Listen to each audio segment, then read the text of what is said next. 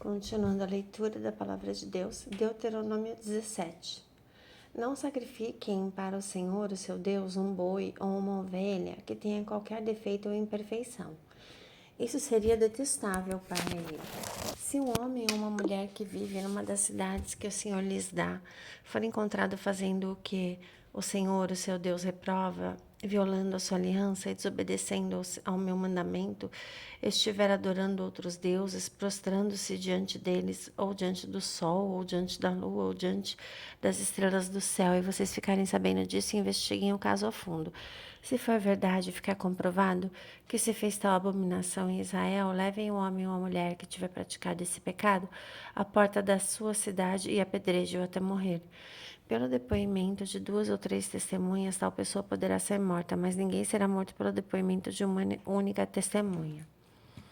As mãos das testemunhas serão as primeiras a proceder à sua execução, e depois as mãos de todo o povo. Eliminem o mal do meio de vocês.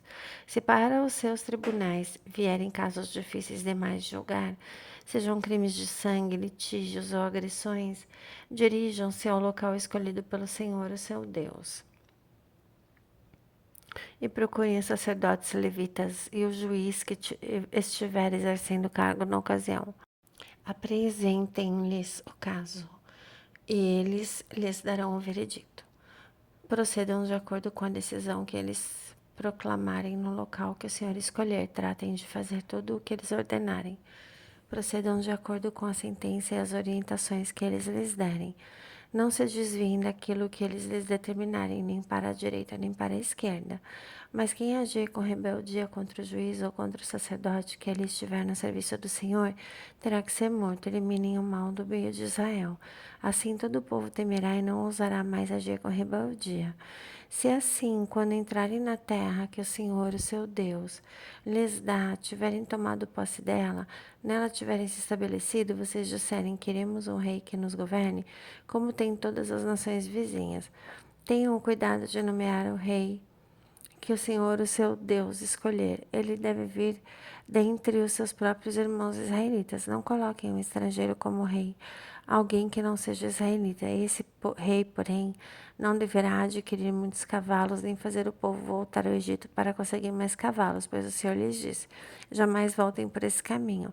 Ele não deverá tomar para si muitas mulheres, se fizer, desviará o seu coração. Também não deverá acumular muita prata e muito ouro. Quando subir ao trono do seu reino, mandará fazer num rolo uma cópia da lei, que está aos cuidados dos sacerdotes levitas para o seu próprio uso.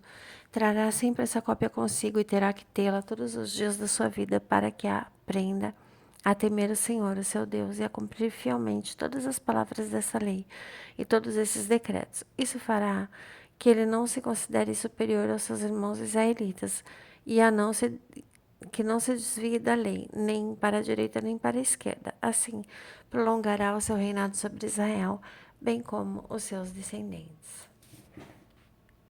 Deuteronômio 18. Os sacerdotes levitas e todo o restante da tribo de Levi não terão posse nem herança em Israel. Viverão das ofertas sacrificadas para o Senhor, preparadas no fogo, pois essa é a sua herança. Não terão herança alguma entre os seus compatriotas. O Senhor é a sua herança, conforme lhes prometeu.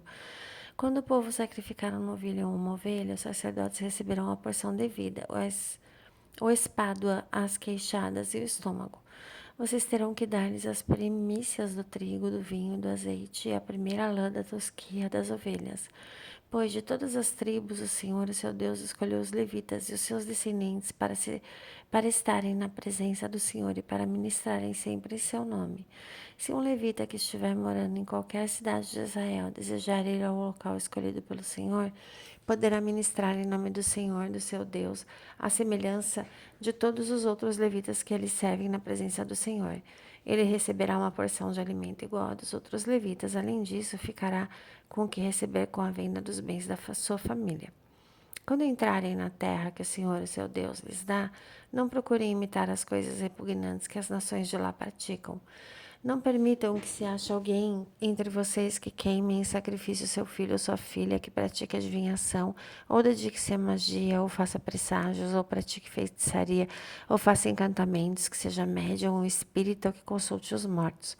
O Senhor tem repugnância por quem pratica essas coisas, e é por causa dessas abominações que o Senhor, o seu Deus, vai expulsar aquelas nações da presença de vocês. Permaneçam inculpáveis perante o Senhor, o seu Deus. As nações que vocês vão expulsar dão ouvidos aos que praticam magia e adivinhação, mas a vocês, o Senhor, o seu Deus, não permitiu tais práticas.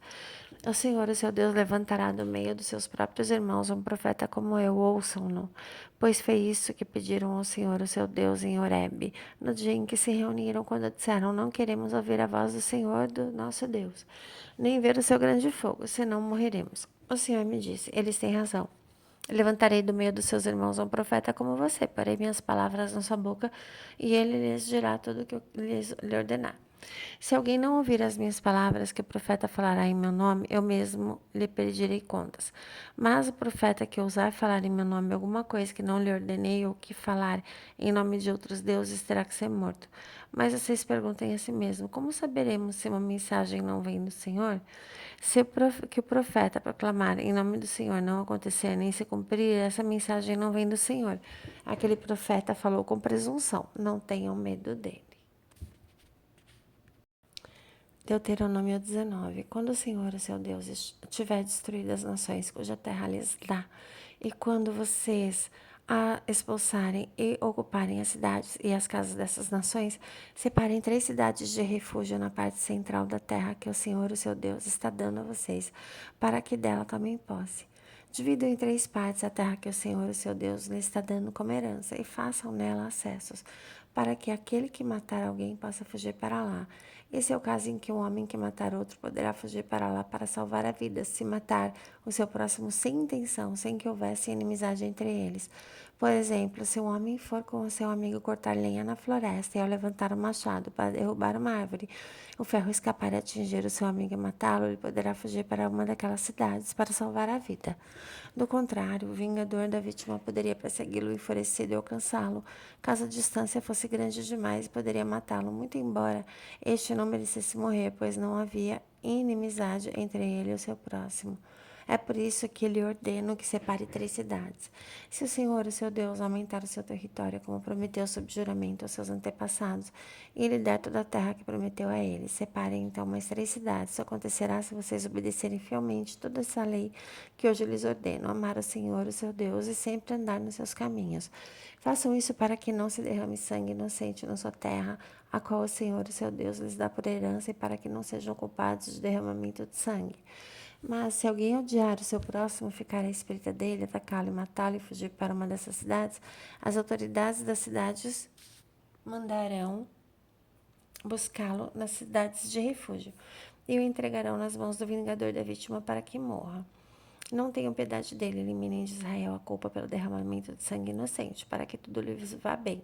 Não mudem o marco de divida da propriedade do seu vizinho, que os seus colocaram na herança que receberão na terra, que o Senhor, o seu Deus, lhes dá para que dela tomem posse. Uma só testemunha não é o suficiente para condenar alguém de algum crime ou delito. Qualquer acusação precisa ser confirmada pelo depoimento de 2 ou 3 testemunhas. Se uma testemunha falsa quiser acusar um homem de algum crime, os 2 envolvidos na questão deverão apresentar-se ao Senhor diante dos sacerdotes e juízes que estiverem exercendo o cargo naquela ocasião. Os juízes investigarão o caso e, se ficar provado que a testemunha mentiu e deu falso testemunho contra o seu próximo, deem-lhe a punição que ele planejava para o seu irmão. Eliminem o mal do meio de vocês. O restante do povo saberá disso e terá medo, e nunca mais se fará uma coisa dessas entre vocês. Não tenham piedade. Exijam vida por vida, olho por olho, dente por dente, mão por mão, pé por pé. Glórias a Jesus.